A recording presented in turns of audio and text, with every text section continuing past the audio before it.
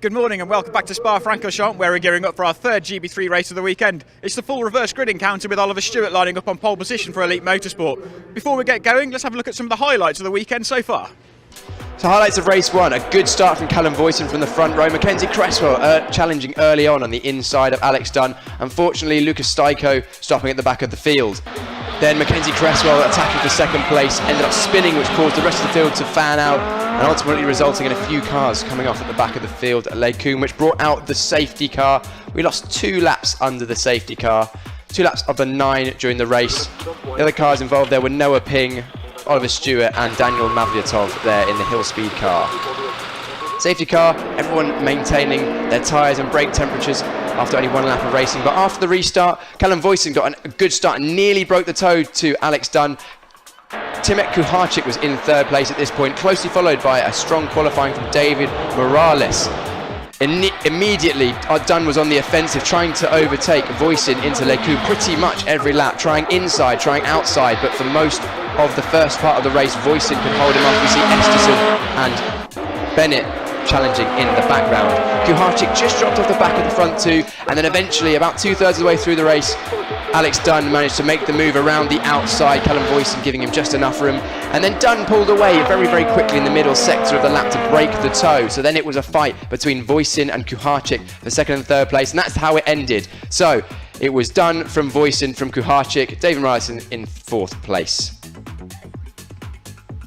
Mackenzie Cresswell getting the lead at La Source in race 2, and the lead up Eau Rouge and Les Combes as Kuharczyk and Chris Duduli went side by side through Eau Rouge and continued that side by side battling. But in the foreground, Voisin and Dunn made their way past Mackenzie Cresswell, and Voisin then pulled a small gap on the first lap. Kuharczyk and Chris Duduli spent most of the first half of the race side by side, and eventually they figured out what was going on there. And then Loke and Rees got involved in that battle also. You can see also Max Esterson and Matthew Rees going side by side towards Les Combes too. That battle raged on for a number of laps from 5th down to 10th place. Also getting involved was Gerard Shee and James Headley in the background, but unfortunately Nico Christodoulou got forced wide at La Source and lost a number of places as Max Esterson pulled off the road. Joseph Loke went wide on the exit of Malmedy and lost a couple of places, but Gerard Shee went under the radar and just picked off places and made his way up inside the top end of the top 10. But then that battle between Kuharczyk, Christodoulou, Bennett and a number of other drivers continued. But at the front of the field,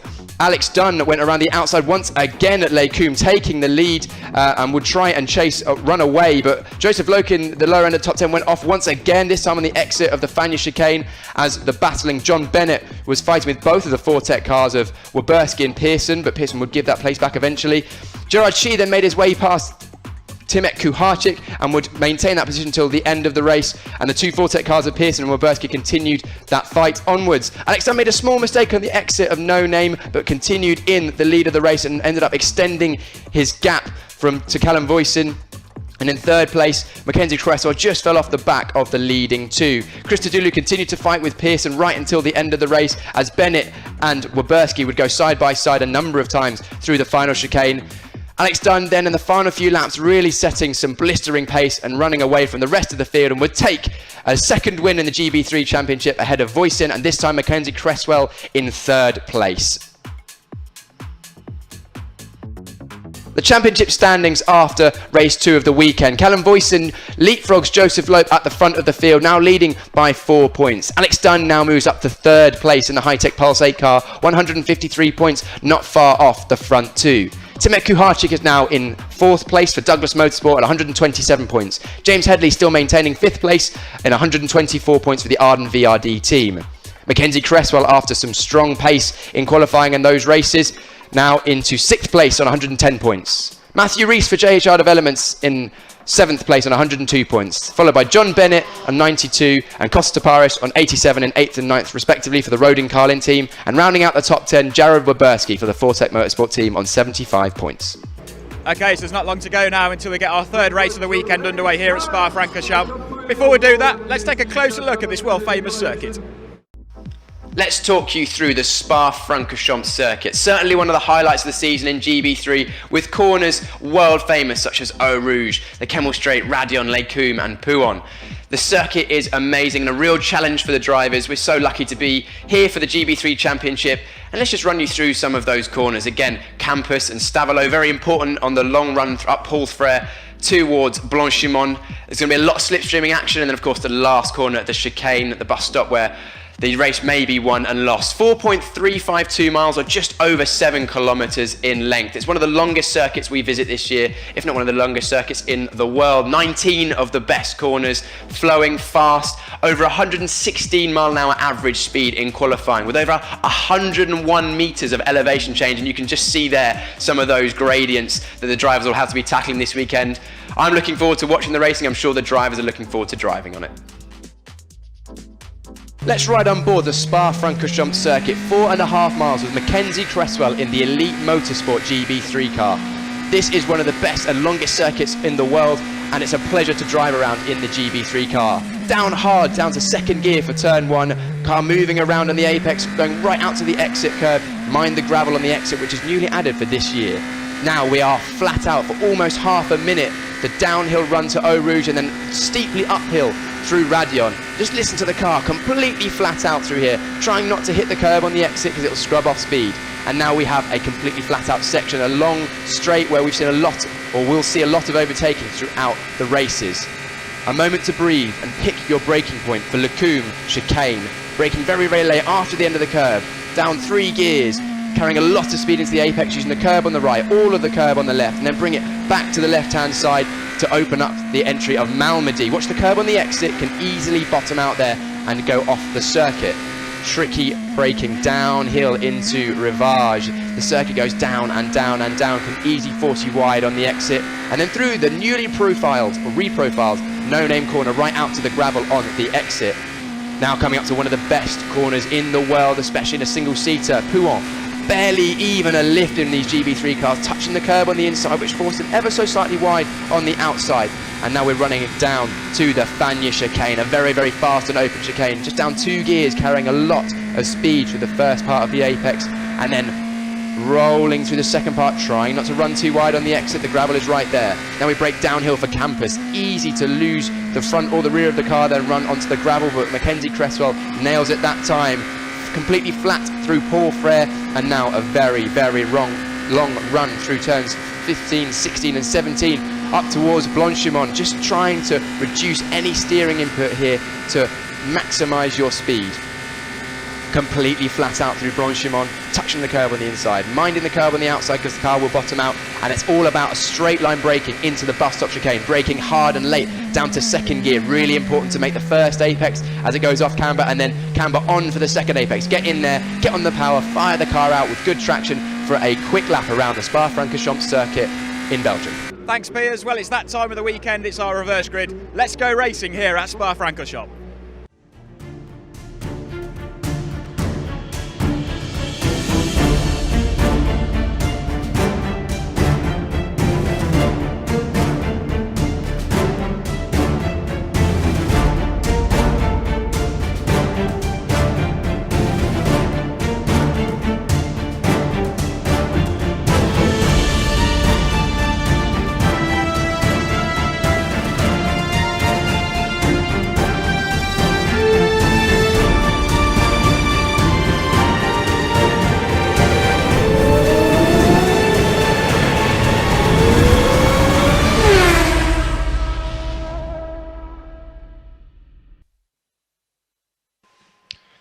Welcome back to the GB3 Championship here from Spa-Francorchamps, and the third race of the weekend, the reverse grid race, round 9 of the championship. We have an excellent race ahead of us and we're looking forward to a good one. My name is Piers Pryor and I'll be your lead commentator today. I'm joined by Max Maserati once again. Max, good to have you in the commentary box. The reverse grid always throws a spanner in the works, and especially at Spa-Francorchamps, I'm expecting to see some excellent racing. Yeah, we've had 2 fantastic races already with the 2 feature races that, you know, from a qualified grid produce fantastic racing, almost like a reverse grid race. You know, we saw yesterday from 4th all the way down to really the last place. You know, it was like a kart race, just constant swap and change, pass or be passed, and then a really great battle for the lead on both occasions as well. So it's so exciting to see what's going to happen here in the reverse grid race. Yeah, very, very excited to see what happens in this reverse grid race. Of course, the reverse grid race is a full reversal of the fastest lap times from qualifying for those who qualified within 103% of the fastest driver, who was Alex Dunn in qualifying. And that means that the whole field this weekend are within 103%. So a full reverse grid. We'll run you through the grid very shortly, but I'm expecting the likes of Alex Dunn, Callum Voisin, Mackenzie Cresswell, Kuharczyk at the front lot. They are going to be coming through the field fast. We've seen the slipstream is very, very powerful around Spa-Francorchamps, and it means you can pass. And we've seen some 2, 3, 4 wide action up towards Les Combes as well as the bus stop chicane. Max, how high do you reckon we can see those drivers get up the field from the back row of the grid? 25 drivers on the grid today. I don't know. I think it's impossible to say. I mean, the guys, Voisin, Dunn, the people who they've got to pass first are all the people who qualified up there with them. They're not passing the less experienced and getting to know the track guys. They're going straight for the guys who are straight on it. So I think it's going to be very hard. I think what's exciting is we've seen Voisin and Dunn battling extremely hard for the win both times yesterday. Now they're going to be battling for these, very important points for their championship whilst coming through the field. So it's going to be add a different dynamic to that battle they were having. Joseph Loke, he's got to capitalise today. This is after what happened in qualifying. He could only make up so many places. This has got to be the race where he really delivers to bring back some championship points. Yeah, Joseph Loke not having the strongest weekend this weekend so far. With the first 2 rounds at Alton Park and then Silverstone, he was in imperious form, taking 3 of the 4 qualifying race victories, and then obviously doing well in the reverse grid race as well, and took the early championship lead. We're seeing how he gets on this weekend, and he could maybe turn things around in this reverse grid race with a number or a move through the field. We know, of course, remind you of the championship format. So 35 points for a race win in race numbers 1 and 2, 20 points for a win in race number 3, so slightly less. However, you gain an extra point for every position gained from your starting position. So start 10th and win the race, you'll get 20 points plus 10 positions gained. So right, here's the grid as we have it now. So Oliver Stewart in first, Daniel Mavliatov second, Sean Rashid third, Zach Taylor fourth, Arthur Rojon fifth, Noah Ping sixth, Lucas Staiko 7th, Ayoto Iwasaki 8th, Jared Waberski 9th, James Headley in 10th, 11th is Costa Tapares, and 12th Joseph Loke, 13th Edward Pearson, who's had a strong weekend so far, and John Bennett in 14th, Suter around 15th, Michael Shin 16th, Gerard Shee 17th, Max Esterson 18th, Nico Christodoulou in 19th, 20th place Matthew Rees, 21st David Morales, 22nd Timek Kuharczyk, 23rd Mackenzie Cresswell, and then those leading 2 from yesterday, Alex Dunn 24th, and Callum Voisin starts in the final grid position in 25th place. I'm very much looking forward to seeing how they get on. As we mentioned a moment ago, a long warm-up lap here, Max, so not too much of a pressure to go and get those tyres up to temperature. No, it's not, but interesting with the tyres, this is where we're really going to see the strategy play in now. The front guys most likely would have run new tyres in both of the first 2 races. Rather, the guys who knew they were going to be starting at the front of this race might have saved a whole set or even half a set to use. So that deficit between the pole time and the times at the back is going to be a lot smaller in this race than it would have been in qualifying. Exactly. It's going to be interesting to see. It'll definitely bring the field together, I reckon. I'm looking forward to seeing what happens. Hopefully we can get through the first lap fairly clean. Race 1 we had an issue at the back of the field, and of course Mackenzie Cresswell having that spin from 3rd place after attacking for 2nd. He made up for it in the 2nd race, but we had in first race a number of drivers caught up in an incident at Les Combes, and that's sort of like the hot point or the main area of overtakes and also issues we've seen in Formula 1, in other championships, and also in GB3. Les Combes, you'd say the easiest overtaking opportunity? I'm not sure I'd call it the easiest. It's not, overtaking is anything but easy, especially in a very competitive field like this. It's probably your best chance, is probably the better way of saying it. It's your most likely place where you can get a move done without contact, without being too much fight back. But it's still very tough to do. You have to make sure you get a good exit from effectively 2 or 3 corners back to make sure you get the run down there. And the guys never defend to make it easier, because they prefer it if you went up the inside into turn 1 the source, because it means that they're going to have the chance to come back at you. So yes. it's a very, very tough way to play it. And if you're actually too close through Eau Rouge, you can actually lose a little bit of time having to maybe lift off because you'll get the run too early, which we saw, I think, in 2017 between Hamilton and Vettel. You know, that's what Hamilton did to Vettel on the restart to make sure he held the place. Yeah, you almost need to get a sort of a bit of a gap so you can get more of a slingshot over the top so that you get an overspeed past the driver in front of you, don't you? Exactly. But it'll be interesting to see how that toe plays out in a group of 5 or 6 cars nose to tail. Maybe we will see some moves into the bus stop, into La Source, because you'll still be on the back of the car in front.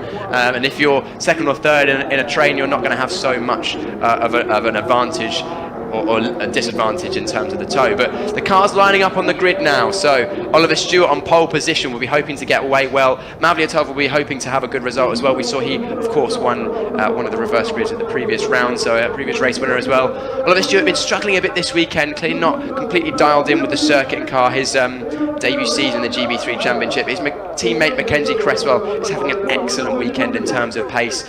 We saw an onboard, or we've seen an onboard lap from him, and he looks very much hooked up. And yesterday he was right on the coattails of Alex Dunn and Callum Voisin.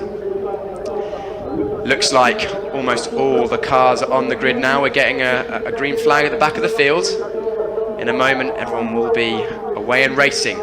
Once again at the Gb3 Championship for round number 9, the reverse grid race. A reminder.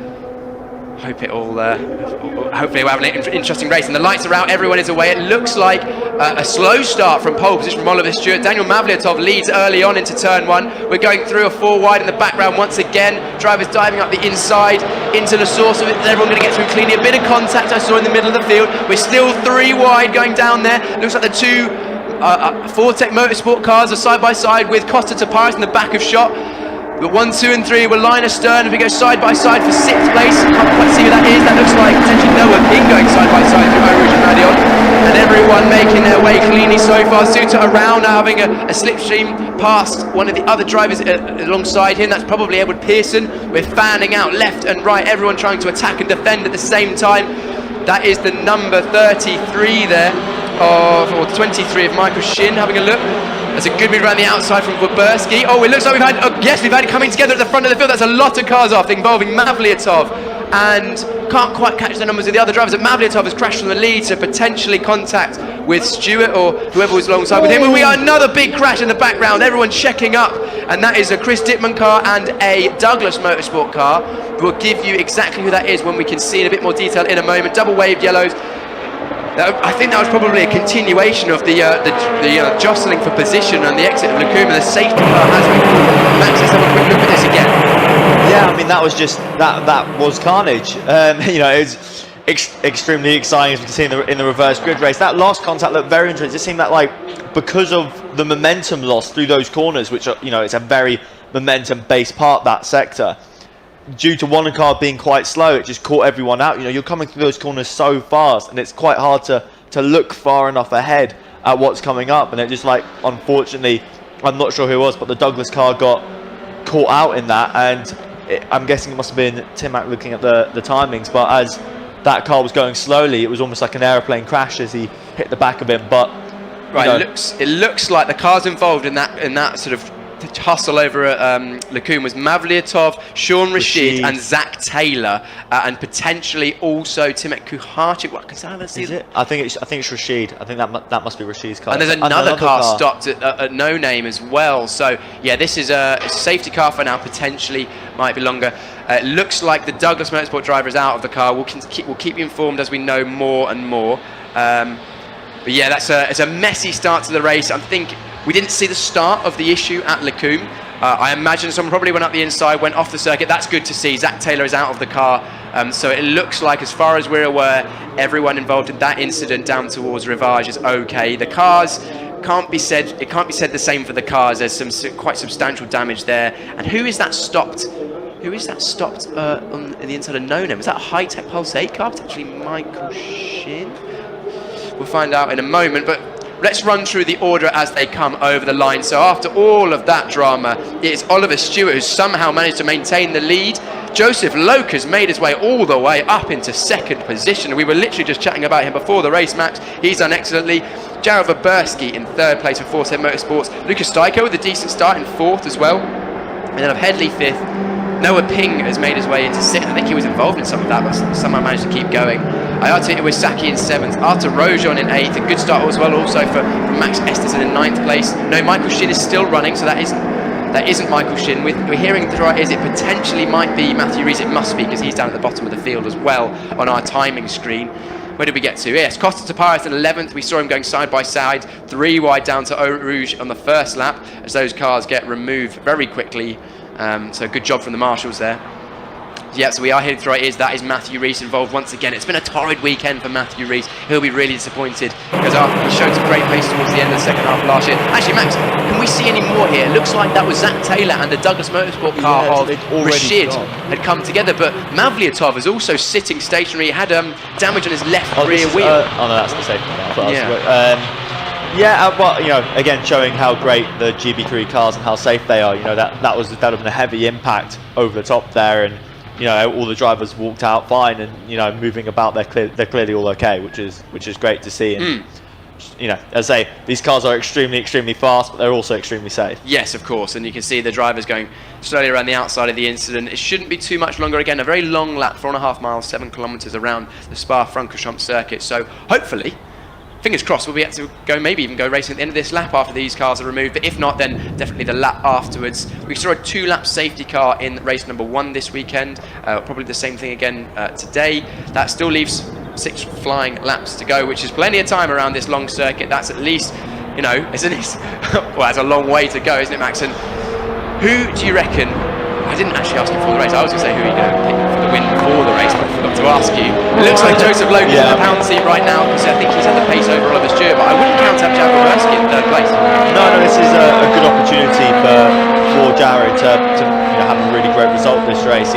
He's sitting kind of almost in the pound seat. Joseph Logan is directly ahead of him, and it's all going to be again about that run up to Lake Come, who can get the best run. So Oliver Stewart needs to get the best restart he can to try and at least give himself a little bit of a gap to defend against Joseph Logan, but it's just going to be so tough to hang on, or even maybe if he purposely moves to the inside and brakes early or something to let Loke get by to then get the slipstream. You're going to have to do something different, I think, to try and hold that lead.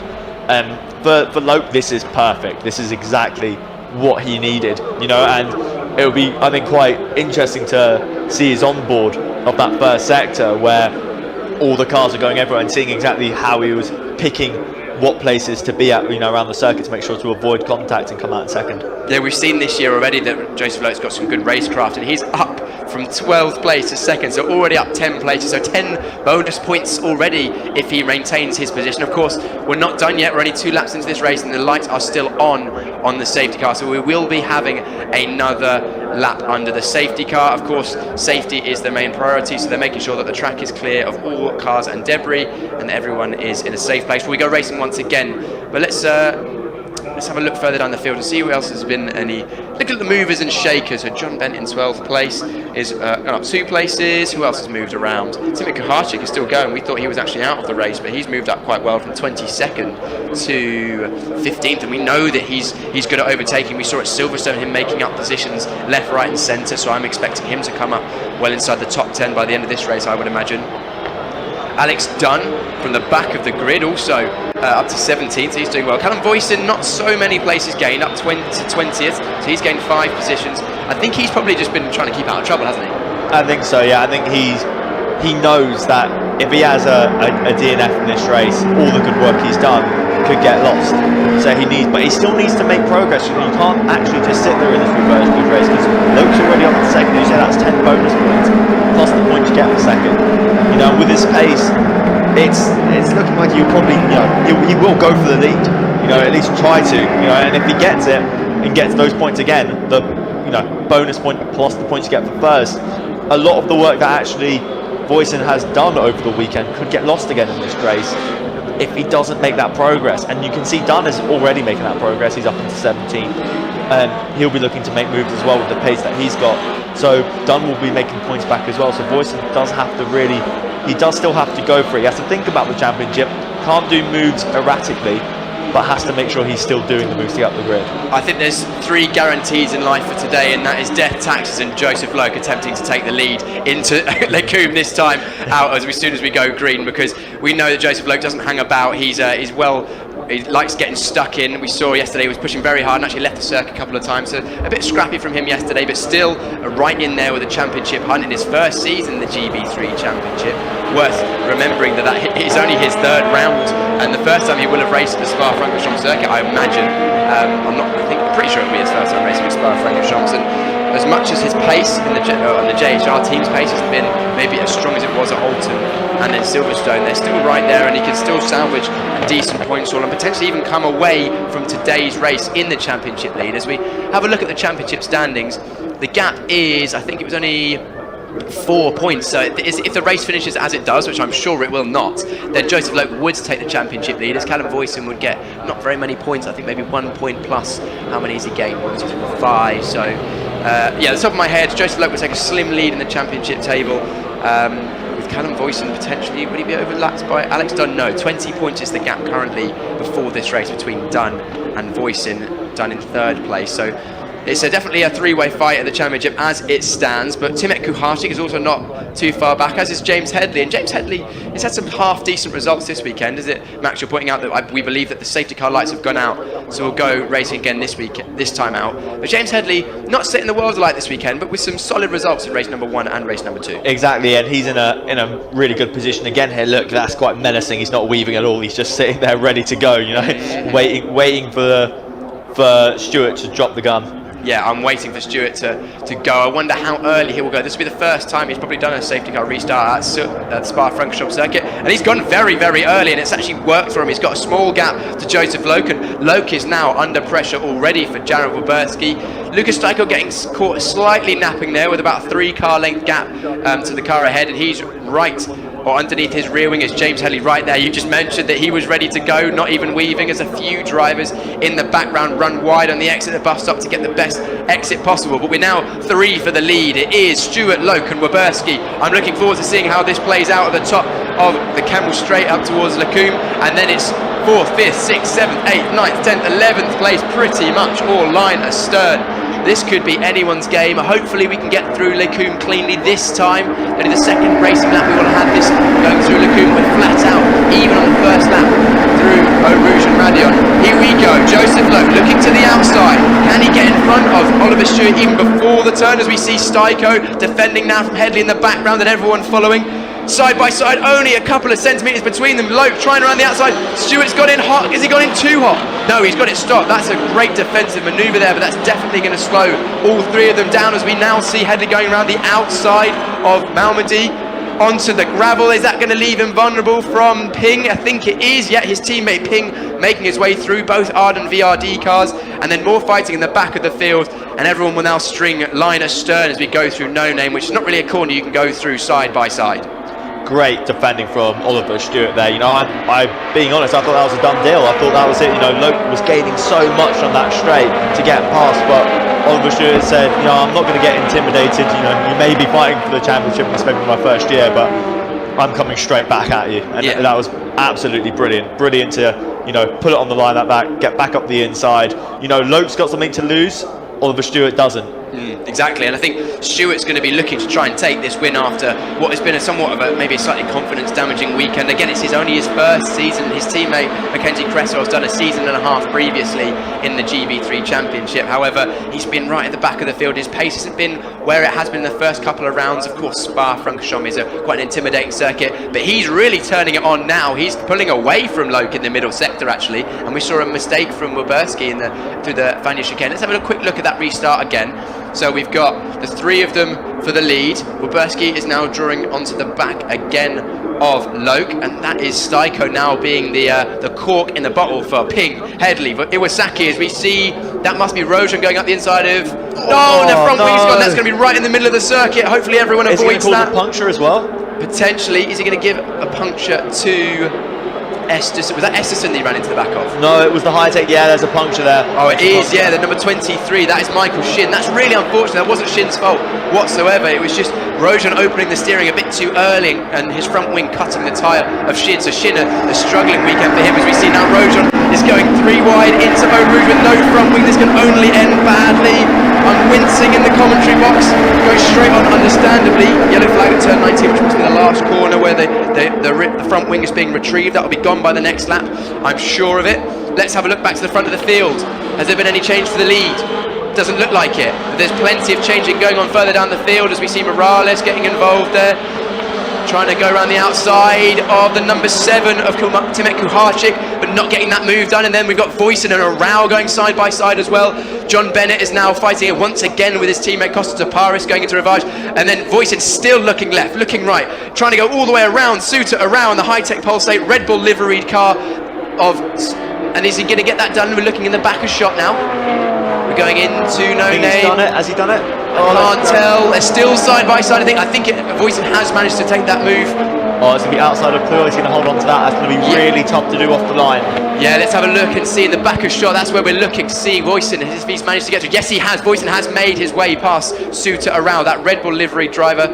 Suter Arau, of course, Red Bull Honda sponsored driver. We can see that move again where Rojan went at the inside of the second part of the chicane, just opened the steering. Oh, actually, it looked like Michael Shid as he came back on the circuit, just ran his... I think it was a case of 2 into 1, probably a racing incident. I wouldn't say you can place blame on either of those drivers, actually. No, that looked to me that it was just, you know, 2 people trying to find the same bit of tarmac and both not really, you know, looking at each other kind of thing, you know. Therefore, we can see the replay of Shin going straight on. As soon as he realised he had a right rear puncture, he couldn't get the car stopped and safely pulled off on that little escape road, and that was the front wing being removed from the circuit. We're now looking at the number 11 of Lucas Steiker continuing to fight.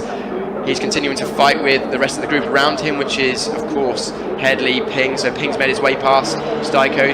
Steiker now in the middle of the Arden VRD cars, looking to come back up the inside. Not quite. Who's that making a move up the inside? That must have been Max Esterson going up the inside of James Headley, but not making it stick.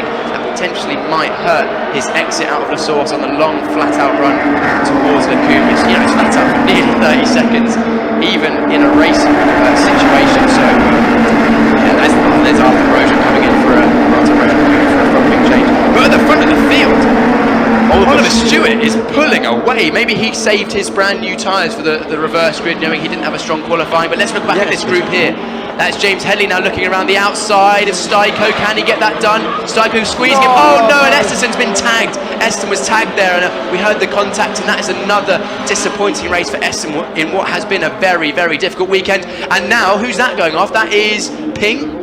Or is that Headley? No, it's like an elite car. It's an elite car, number 16. Number 16 is Mackenzie Cresswell. I just put in the fastest lap of the race. I was going to say, the elite cars in this race, they found something overnight. They are so quick in this race. They are very, very quick. So look at that again. So here we go. That was number 3 there of Noah Ping, just unfortunately understeering into the rear wheel of Max Esterson. Max has got going again, but way, way down the field. Currently the fastest lap of the race is, as you mentioned, with Mackenzie Cresswell. However, the fastest fast sector of the race was just set by Timek Kuharczyk in 13th place. This is great racing. You know, this is the kind of racing we expect to see in the reverse grid race. Everyone's going out. This is the last race of the weekend before the cars come back to the UK, so there won't be any kind of overnight repairs, so they can all just go for it. I think Oliver Stewart is doing an absolutely fantastic race. First time I believe leading in GB3, and you know, he's not cracking under that kind of pressure.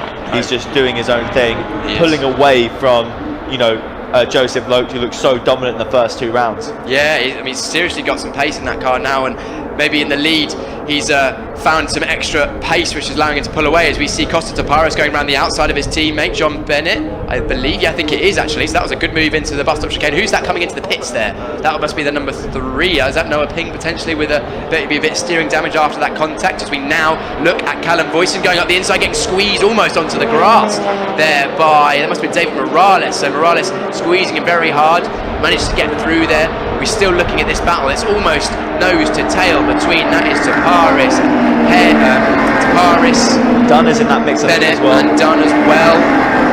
Very, very close. So Dunn, we know how fast that car is. There's the number 77 of Morales, now trying to get that pace back off Callum Cresswell and Voisin. This is the problem with making a move into La Source. You're just going to be vulnerable back down this straight. He needs to try and find the toe of a car in front, which I guess is easy to do at the minute when they're all fanning out like Let's this. have a look. Actually, Alex Dunn has managed to make his way past Costas Taparis, and so has Bennett. So Taparis has gone down 2 places there. I thought Dunn was going to be able to go past Bennett as well, but not quite far enough alongside. Voisin's been repassed. Yeah, Voisin's been repassed once again. So Voisin up and down the field as he looked at the inside of Ravage, not quite doing it this time. Got to be careful, that can't really be moving under the braking, that's when you get caught out. Yeah, that was a bit of a late move there from Morales, but still all managing to carry on. But at the front of the field, Oliver Stewart doing excellently, pulling away.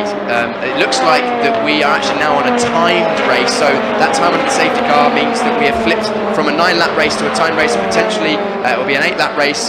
6 minutes to go, so still 3 laps, or 2 or 3 laps remaining, but there's plenty more racing to happen. That battle for, I don't know, what is it, 7th, 8th, 9th, 10th, 11th, 12th, 13th, 14th, 15th, 16th, yeah, so like literally, what is it, 8th to 16th, those 8 cars are pretty much nose to tail, and that includes Dunn, Taparis, Kuharczyk, Cresswell, Morales, Voisin, Arau, Christodoulou, and Shi.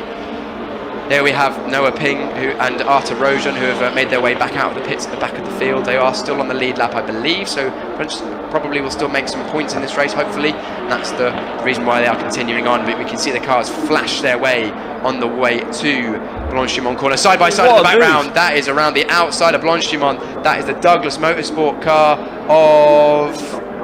Is that Timmick? Yeah, it's Timmick Kuharczyk going around the outside of Blanchimont. That's a bold move, and we're going side by side as well. Again. Yes, that's Voisin nearly running into the rear or the front wing of David Morales. Morales is probably going to have another look up the inside, or will he wait until the Kemmel straight? He's having a look, but slotting back in, thinking, you know what, my better opportunity is down the long straight. Gerard Shi now up the inside of the other Arden VRD car, Nico Christodoulou. Christodoulou had some great pace yesterday, a couple of good results, but making quite as much ground in this race as he potentially would have hoped. Still, they're almost side by side through Eau Rouge there, still fighting on with Christodoulou and Shi. Absolutely brilliant racing, and here comes Headley trying to get up into 4th place, and behind, look at the scrap, just everywhere you look, it's 2 by 2 by 2. It is, and that is Dunn now trying around the outside of Bennett, and he's got that move done before the corner, and Voisin has managed to hold off Morales this time into the coupe, so he'll be happy to have made a move past Morales, because that was proving quite difficult, and hopefully he'll be going onto the back of Cresswell very shortly. But Cresswell, we know, has the fastest lap of the race. We know he's got the pace. He's going to be making his way through the field. Cresswell is now going to be looking to make a move on Taparis. Obviously 3.5 tenths off the back of Taparis as we went into Les Coupes, but everything just slightly settling down now in the middle sector. Let's have a run you through the order as it stands. So it's Stewart from Lowe, then Waberski, Headley, Styko in the top 5. Iwasaki, Dunn, Bennett, Kuharczyk and Taparis round out the top 10. Then we've got that battle, Cresswell, Voisin, Morales, Arau and Shi. Then Christodoulou, Pearson, Mavliatov, and then the rest of the drivers who have been through the pit lane, which is Ping, Rojan, Esterson, with Shin, Rashid, Taylor and Reese out of the race. Let's see how this group bunches back up again as we have the long run down through Blanchimont to the bus stop.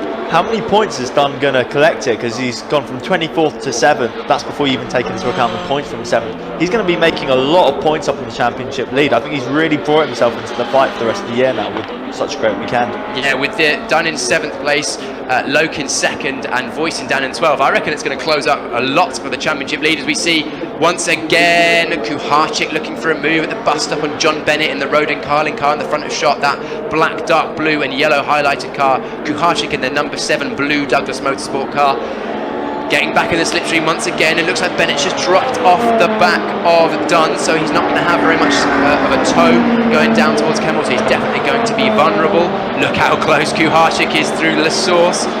And it's all about the traction on the exit and then getting yourself positioned nicely for the run up Eau Rouge and Radion. A lot of the drivers will be lifting before they go into Eau Rouge just to get the perfect distance from the slipstream, won't they, Max? Yeah, exactly. You've got to, as we can see here, this is like when you follow almost too close. He would have had to have lifted probably later than he would have liked it. And luckily for him, the two in front will be punching enough of a hole in the air to give some kind of toe. Look, he's moving him out of the toe, trying to move him out of the toe to like make sure that he's not, you know, in the air there. Move back to the, oh, great move. You know, wow. Squeezed him perfectly, then got around the outside. That all started because he made sure that Bennett wasn't actually getting the slipstream.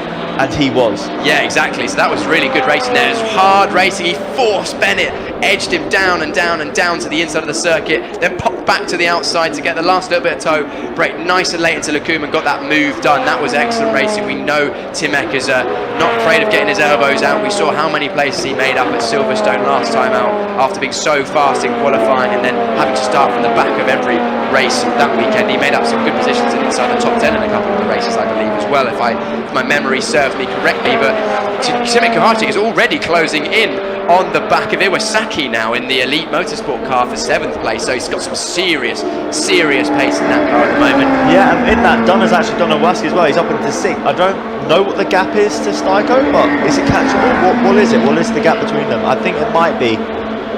There's not much between each car. I think it's only like a second or so. So he could do that. He could do that in the next lap. Yeah, we've still got, this will probably be the penultimate lap going on to the last lap of the race now, with just over a minute remaining before they head over the start finish line for the final time. So we're going to have a 9-lap race by the looks of it. This battle between Kuharczyk and Iwasaki is already kicking off, so some serious mid-race pace from Kuharczyk. Can he go around the outside of the bus stop chicane? He's looking, nose cut back. Smartly thought better of it there. Yeah, Iwasaki chopped his nose off for the second part, and Bennett's going to be licking his lips thinking, I might be having some of this in a moment. But now we see Iwasaki defending into the source. I don't think your problem is at the source, Ioto. Big lock up there. Yeah, big lock up in front from Dunn, who's 1.8 seconds off the back of Styko, which is a bit of a gap. Probably too much for the final lap. We're now cutting back to that battle further down the field. Gerard Shee is still fighting away with David Morales, and so Voice is now on the back of his teammate Taparis as well. Taparis not got any time in front of him, so he'll be vulnerable. But this battle still rages on. Here we go. Timek Kuharczyk looking around the outside. Will he do the same move he did last time out? He's now on the outside once again in the toe of Alex Dunn, while Iwasaki is not, which has shown that Iwasaki's already had to drop in behind. Now Timek Kuharczyk is in the defensive position, but manages to keep that place. And it looks like in the background, I think Voisin has managed to make his way past Taparis. Yes, he has, so another move up the field for him. All of these are extra points for our championship rivals, as we see in the background. That must have been Morales having a look up the inside of Shee, but not getting it done at the Malmedy, I think it's called. Yeah, and in all of that, Oliver Stewart has just been slowly pulling away each lap, couple tenths. Look, 2.7 gap now, down to 2nd place. You know, Jared has stayed within a second the whole race of Joseph Loeb.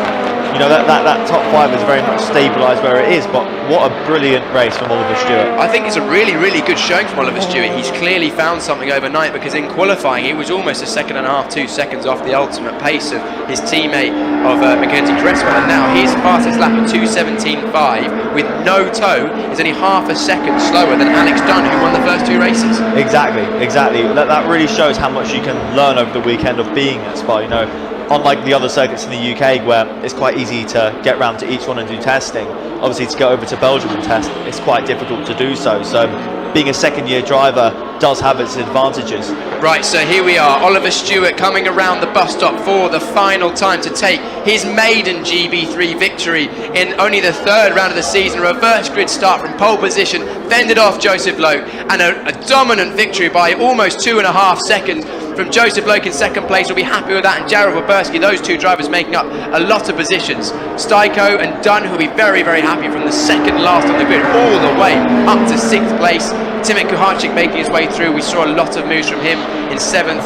Iwasaki in 8th, and Voisin did eventually get past Paris, as did Cresswell for 10th, 11th and 12th places respectively. So, driver of the race, Max, for you? I think that's a tough one. I mean, it's, you know, Dunn, what a race, coming through all the way to 6th. You know, drove brilliantly, and we've got to remember as well, I think he was like 17th or 16th on the restart.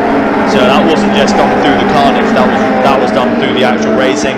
But I don't want to undermine, you know, what Oliver Stewart has done to win his first GB3 race. That was absolutely brilliant. Yeah, he'll be over the moon with that, and it'll be really good for the Elite Motorsport team to get a win on the board this season. They, you know, they've had some strong results in the past. Struggled at the first couple of rounds after showing great pace at the start of the season, but Mackenzie Cresswell doing really well in qualifying, and now a race win for Oliver Stewart in number 3, and a decent result also for Ioto Iwasaki in 8th place as well. But I think I agree with you, Max. Alex Dunn from the back, right at the back of the field, 2nd last on the grid, kept out of trouble, went from 17th to 6th after the restart, and only, what's that, 7 laps. That's got to be you know, pretty intimidating for the rest of the championship contenders, for Voisin, for Headley, for, you know, all those drivers at the front of the field, because he's looking like he's coming into some serious form. Yeah, exactly. You know, I think Dunn's coming. You know, that's quite a terrifying thing. You know, the drivers like Loeb, they might know how to deal with Dunn. They've raced him before. You know, they were fighting a championship with each other last year in British F4, so they know what each other are like. But the form that Dunn has found this weekend, if he carries that on for the rest of the season, that's going to be very threatening. You know, Voisin obviously knows he's got the quali pace though, and this is a circuit where you can pass. You know, coming to a circuit like Snetterton, where it's a lot more difficult, being on pole can mean everything. Yeah, absolutely.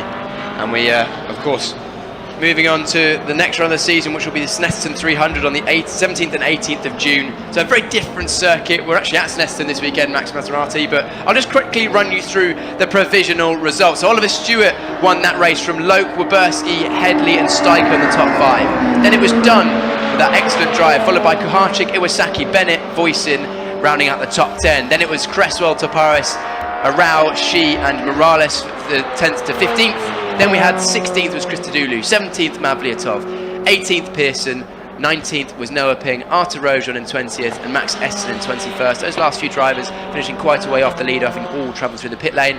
And then our 4 non-classified drivers, unfortunately, Michael Shin, we saw that coming together with Artur Rojon. Then we had Sean Rashid and Zach Taylor and Matthew Rees, who were all caught up in that first lap carnage.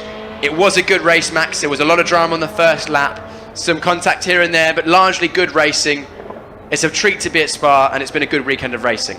It's been a brilliant weekend of racing, and here comes Oliver Stewart. You know, it's memories like these, you know, you're going to remember for the rest of your life. Winning a race at Spa, this just means so much to the drivers. You know, they, you know, of course, like, you know, getting to F1 or the top of GT racing Le Mans is what we would dream about, but along that comes things like, you know, winning your first ever race at Spa in a car like a Gb3. You watch people as a kid doing that, and you go, I want to do the same when I'm going up the ranks. Yeah, Oliver Stewart, you can see clearly very happy with that, hugging the team, thanking them for all their hard work, because the team works just as hard as the drivers behind the scenes.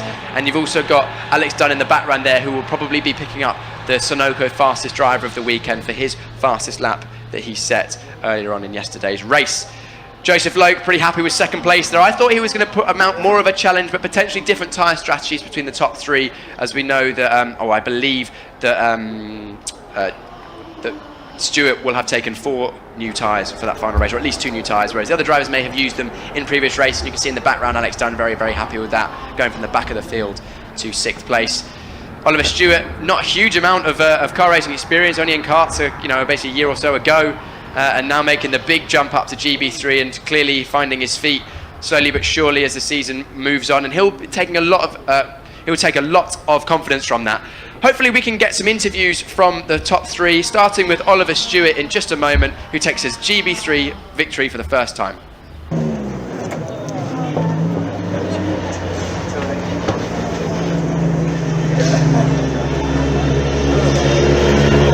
Congratulations, great victory. You were able to control that race from the front.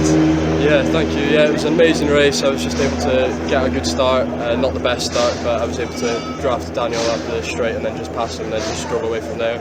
Obviously I got a really good gap after the safety car, got a good start, and then yeah, just kept pushing and staying consistent, and was able to bridge the gap out to however long it was and just maintain it. So yeah, I'm really happy with the result. I'm happy with how the car performed. The team have done a great job, and I'm sure closer to the front and qualify next time. You know, we found a few things with the car and with myself that we can improve on, so yeah, for the next round I'm looking forward to being more towards the front. The safety car, did that interrupt your flow?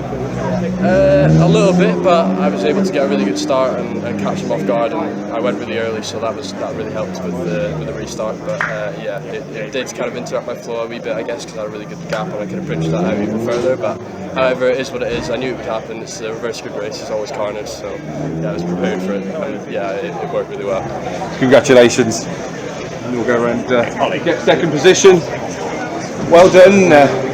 Great second position for you. You were close there just after the restart, but he just got away from you a little bit. Yeah, obviously you saved a good set of tyres for that race, so it was always going to be very tricky to do anything. But you know, I gave it my best. Obviously, we had a really good lap 1 up to P2 from P12 or whatever. So yeah, I'm happy with that race. Obviously, I wanted to win, but we didn't have the pace for that today. But you know, we've had a weak weekend this weekend, but we'll come back strong next weekend.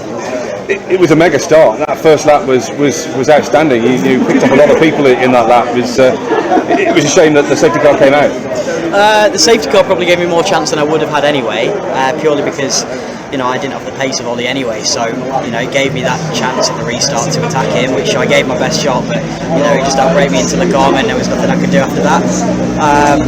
But yeah, like I say, I'm really happy with that. Obviously, with P2, we've had a very tricky weekend this weekend. So yeah, happy to bring away the points, and thankful for the team for all the hard work. After the restart, you went side by side for a while, just couldn't pull that move off. Yeah, exactly. I tried my best, but I had less grip and things like that. So he's one of those. He raced me well, and he did exactly what he needed to do to keep the position. So yeah, still, like I say, happy with P2. Great, congratulations, and third place is another great result. You must be pleased. You're beaming. You've got a good big smile on your face. Yeah, I think to finish third overall, I think it was a really good result. We've been struggling with the car all weekend. So yeah, Ollie had new tyres on in the last race, so the win was kind of out of reach after the first few laps. So yeah, but I think overall we've made a few good improvements, and we just need to, after this, put our head down and try and continue on and get better. You had a great first lap. Did the safety car interrupt that? The first lap, I kind of knew if we were struggling a bit. The first lap is where I had to do all my moves, so I had a really good first lap. To be honest, I think the safety car saved us a bit because it kind of bought me a bit more time on the tyres, because at the end of the race we're struggling quite a bit. So if anything, I think the safety car helped a little bit in the beginning.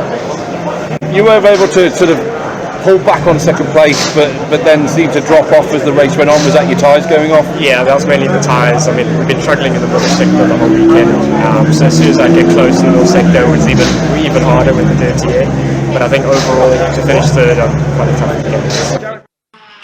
So that concludes the final race of the weekend from Spa-Francorchamps. Thank you so much for joining us this weekend on some of the best racing we've seen this year on one of the best circuits in the world.